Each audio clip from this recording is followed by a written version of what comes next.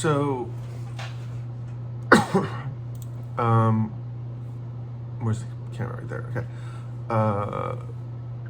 Muse Reila. So I wanted to go over. I mean, this is the first one I'm recording. The other ones might show up earlier in the list, but I just thought it'd be cool to have little vlogs or episodes on what I was thinking and why.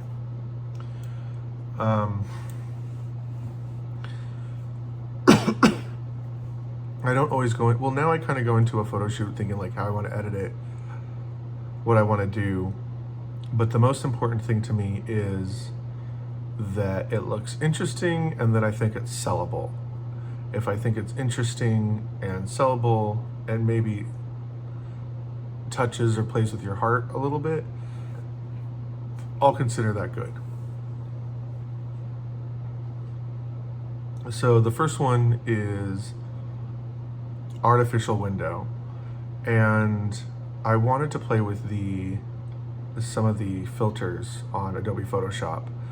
At first I stayed away from them, but in art class our teacher encouraged us to just generate art. Like, your job is just to make art, and I liked that.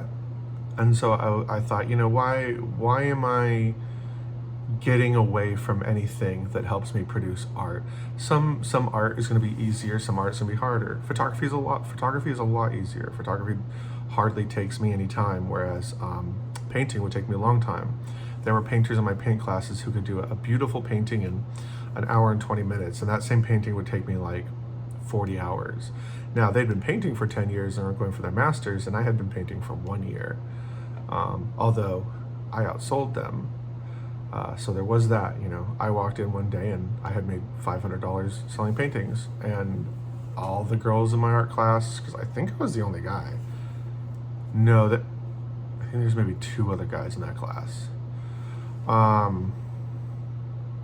You know, they couldn't believe it. Here's this total newbie who's, you know, looks like he's homeless and is way too loud, and like, I wasn't socially obnoxious, just artists don't tend to be social, so they got tired of me talking all the time, but I wasn't really worried about hurting their feelings by talking too much.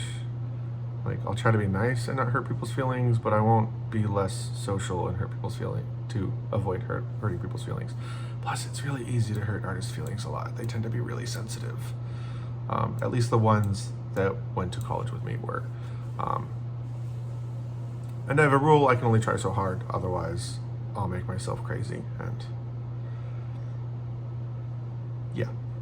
So the filter was cool. Not only did I filter it, but I brought down I kind of brought the color palette together, so there wasn't a lot of shades of white, for example, on her shirt and socks. And then I just brought this box over her face and the kind of closed background.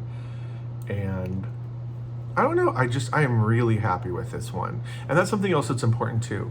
Not only does it have to be interesting, fun, and sellable, but I have to like it.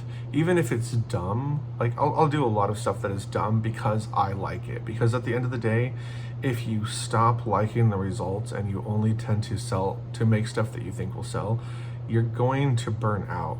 Like, your subconscious is just going to get frustrated with you and stop.